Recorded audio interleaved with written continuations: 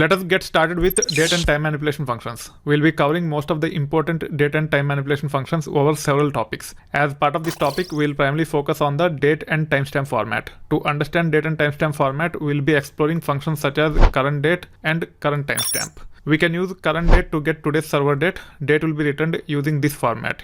It is nothing but 4-digit year, then hyphen, then 2-digit month, then hyphen, then 2-digit day format. Make sure the case is same as here. If you change the case, then the meaning of the characters will change. We can use current underscore timestamp to get current server time. On top of year, month and day, it also contains 24-hour hours, then colon, then minutes, then seconds, then milliseconds. All of these are separated using colon.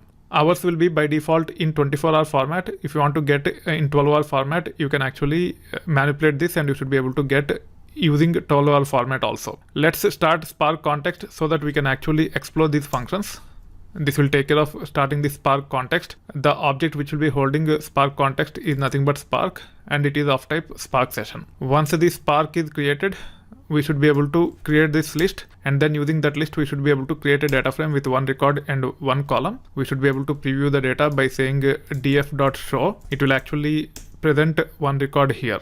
The record is nothing but X. The column name is nothing but dummy. Using this data frame, I will be exploring functions such as current date and current timestamp. Let's import these functions. Then we can say df.select of current date like this, then .show to actually get current date. You can see the format of this date. It is nothing but 4-digit year, then hyphen, then 2-digit month, then hyphen, then 2-digit day. You can use this piece of code to actually get current timestamp. On top of year, month and day, it also have 24-hour hours, then colon, then minutes, then colon, then seconds, then milliseconds. These are standard formats with respect to date and timestamp. However, when we get the data from source, the dates and timestamps might not be in standard format. To convert dates and timestamps into standard format, we can leverage functions such as to_date and to_timestamp. Let me import these two functions along with the lit. In this case, I am passing non-standard date. It contains year, month as well as day. However, we have to interpret by passing the appropriate format. Then the non-standard date will be transformed into standard date, and you should be able to see the output here. So this will actually take care of converting non-standard date into standard date. You can see the output. The output is standard date, which is nothing but 4-digit year hyphen 2-digit month hyphen 2-digit day. Now you can also convert non-standard time into standard time. In this case, the non-standard time contain year, month, day without any delimiters in between, then space, then a 24-hour format hour, and then a 2-digit minute. Using this non-standard timestamp, we should be able to convert to standard timestamp using toTimestamp function. You can pass the format like this, and then you should be able to convert the non-standard timestamp to standard timestamp. You can see the output here.